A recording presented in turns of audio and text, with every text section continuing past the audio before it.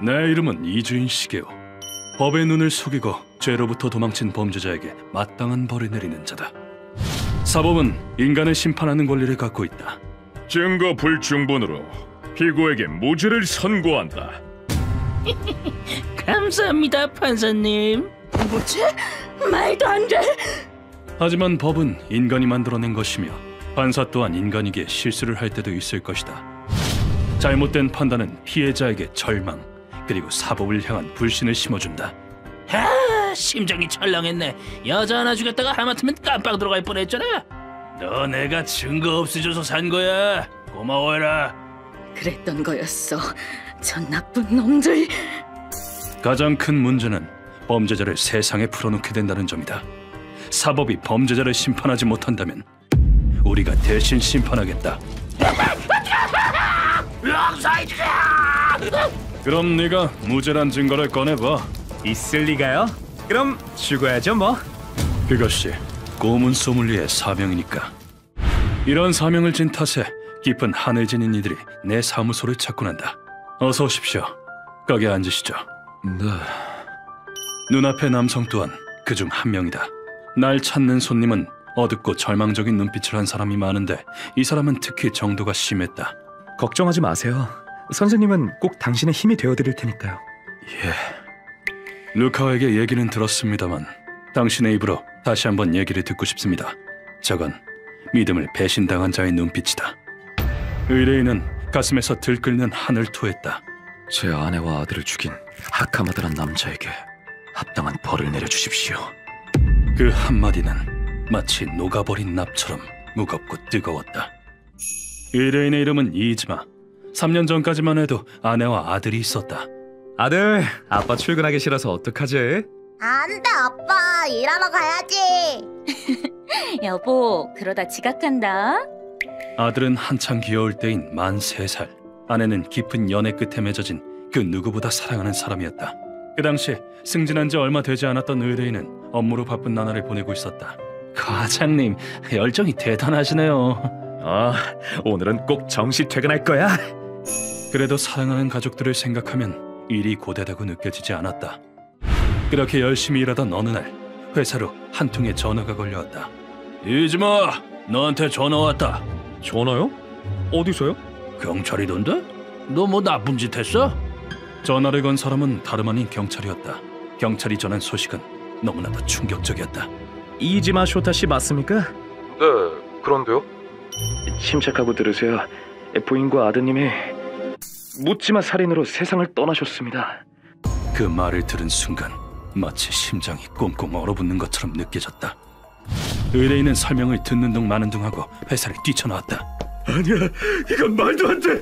믹사, 마사토! 마음속으로 경찰의 말을 부정하며 의뢰인은 경찰서로 달려갔다. 하지만 현실은 냉혹했다. 믹사, 마사토, 안 돼! 삼가 애도를 표합니다. 영안실에서 의뢰인을 기다린 건 싸늘한 시신이 되어버린 아내와 아들이었다. 경관이 말하길 두 사람은 유치원에서 하원하던 중 무차별 살인마에게 습격당했다고 한다. 나 돈 없다니까.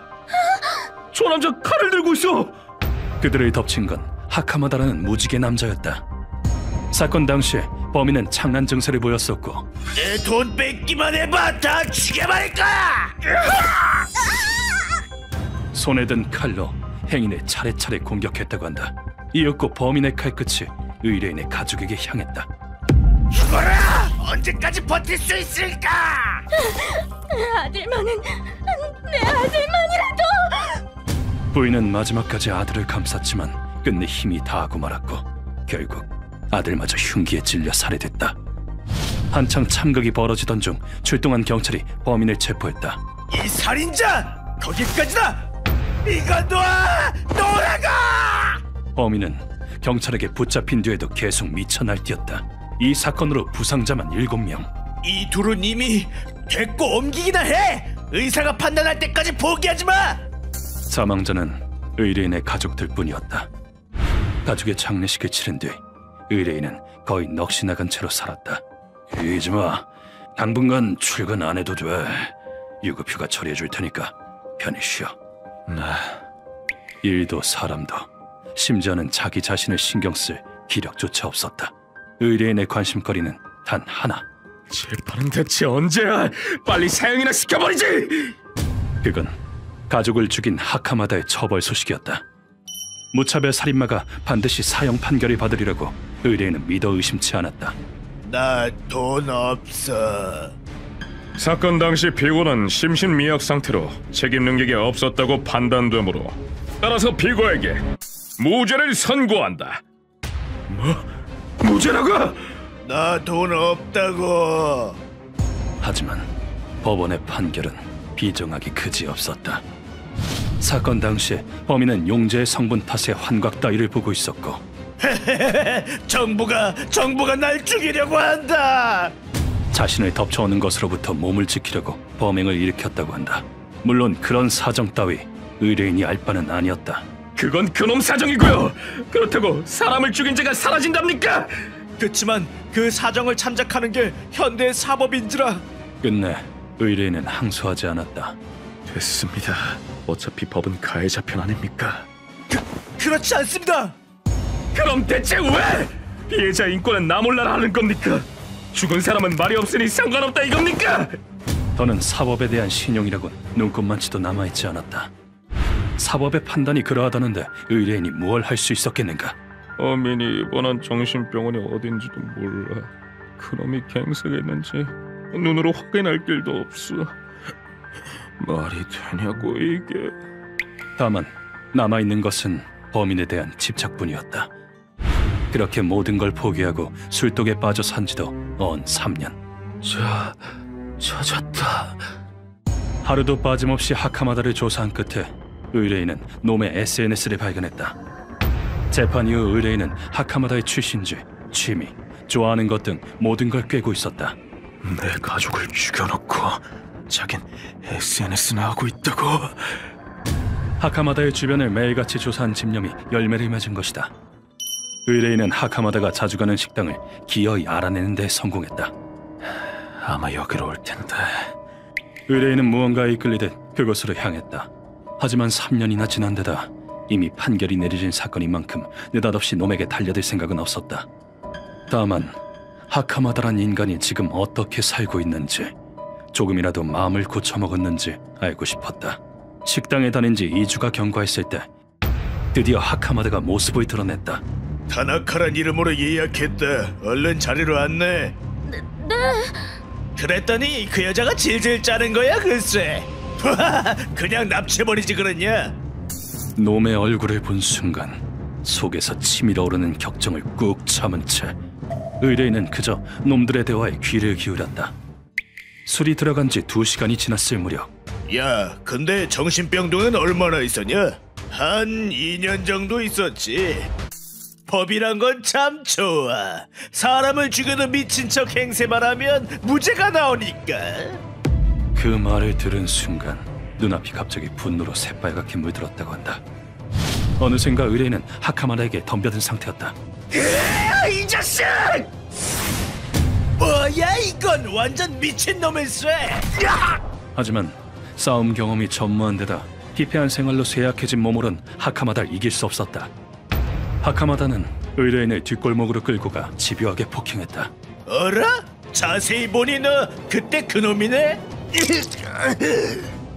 그땐 사형을 때리네 뭐네 생 난리를 피우더니면 근데 어쩌나 난 무죄인데 너나 죽으세요.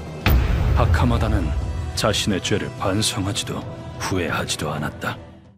가족을 죽인 살인자에게 보복조차도 할 수 없었다.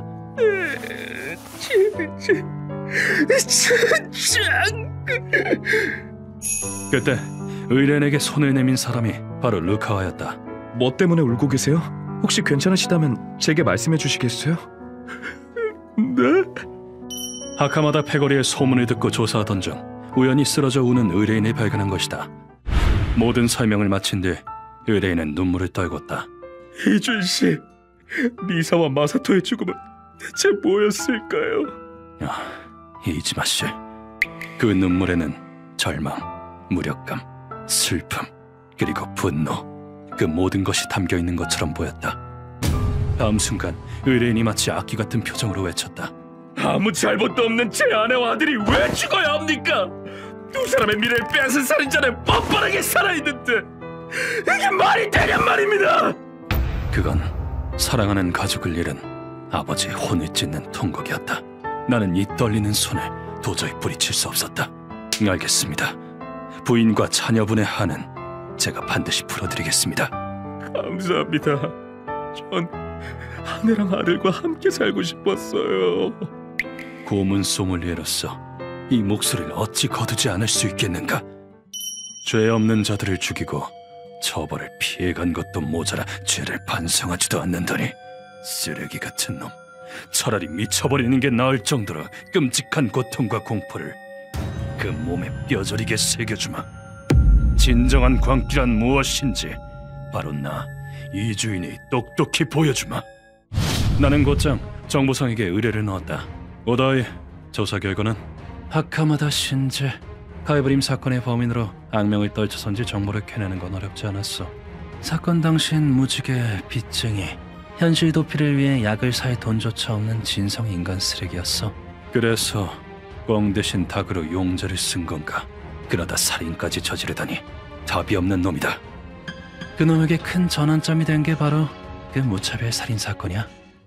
놀랍게도 하카마다는 이 사건을 이용했었다. 나더러 미친놈이라며 대부업체도 손을 떼더군. 이젠 아무도 날 무시 못해.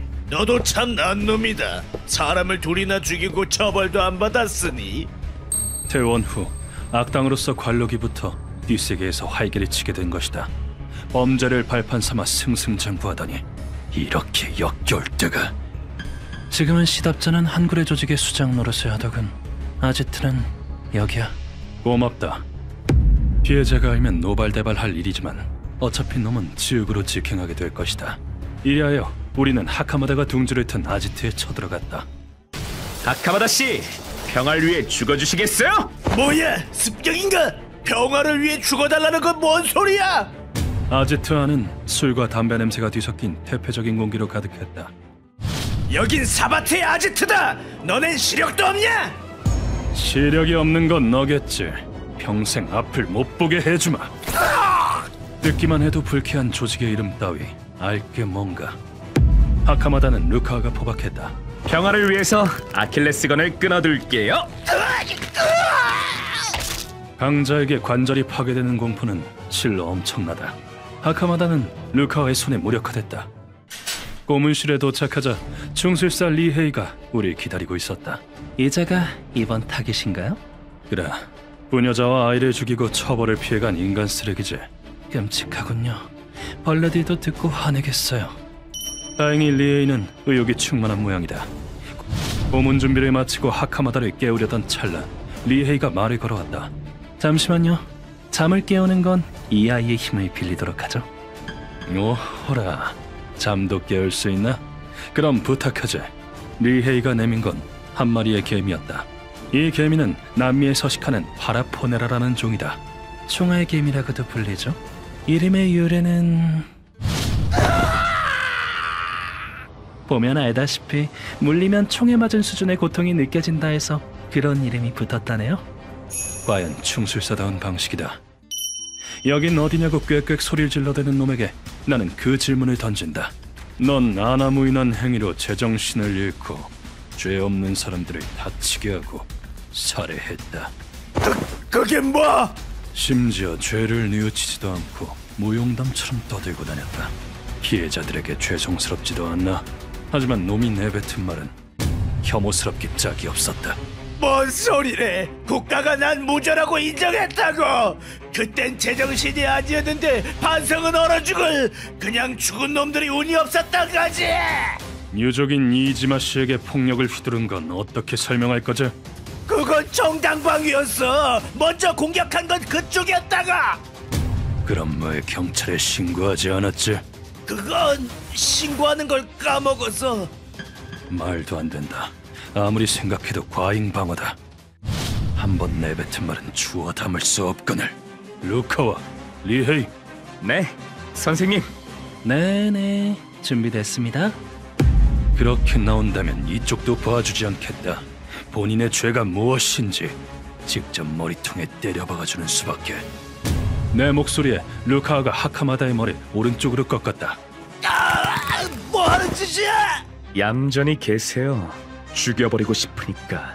루카아 씨, 그 상태로 계속 누르고 있으세요? 리에이가 손에 든 항아리에서 무언가를 핀셋으로 끄집어냈다. 이윽고 그것이 모습을 드러내자 하카마다의 낯빛이 단박에 창백해졌다. 그건 뭐야? 베트남 왕지네요. 정말 귀엽죠? 반들반들한 등갑, 꿈틀대는 무수한 다리, 보는 일을 창백하게 만들기에 충분한 모습이다. 리헤이가 지네를 하카마다의 귀에 떨구자 들어오자! 이 아이는 어두운 곳을 좋아해서 구멍 안으로 파고드는 습성이 있죠. 지네는 외부의 적으로부터 몸을 숨기려고 귓구멍 안으로 쏙 들어갔다. 하카마다는 눈을 부릅뜬 채 도망치고자 발버둥을 쳤지만 그만해! 네? 한 마리 더요? 용감하셔라. 루카씨, 반대쪽. 네? 두 사람은 알 바 아니라는데 지네 한 마리를 또 귓구멍에 집어넣었다. 양쪽 귀에 지네가 들어간 하카마다가 머리를 미친 듯이 흔들어대기 시작했다. 지네가 머릿속을 마구 잊었고 있어! 당신의 귀가 살기 좋다는 증거 아니겠어요? 예뻐하도록 해. 네놈의 가치를 처음으로 인정받았으니 정말 박수칠 일이 아닌가. 얼마 후 창백했던 놈의 얼굴이 새빨갛게 물들었다. 왜 저러지?